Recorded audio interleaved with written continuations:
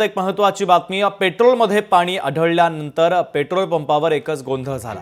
पिंपरी चिंचवड शहरातील पूर्णानगर परिसरातील ही घटना आहे। तर पाणी असलेलं पेट्रोल टाकल्याने वाहन बंद पडण्याचा आरोपही करण्यात आला। पेट्रोल पंपावर देखील मोठा गोंधळ झाला। पिंपरी चिंचवड शहरातील एका पूर्णानगर परिसरात असलेल्या पेट्रोल पंपावर पेट्रोलमध्ये चक्क पाणी आढळलेलं आहे। या पंपावरील पेट्रोल भरल्याने अनेक वाहनं बंद पडली असल्याची माहिती समोर येते। लोकांनी या पंपावरील पेट्रोल बॉटलमध्ये भरलं आणि त्यानंतर मात्र हा सगळा प्रकार समोर आलेला आहे। दरम्यान पेट्रोल पंप चालकांना पेट्रोलचे पैसे आणि वाहनांचं झालेलं नुकसान भरपाई देण्याची मागणी आता नागरिक करत आहेत।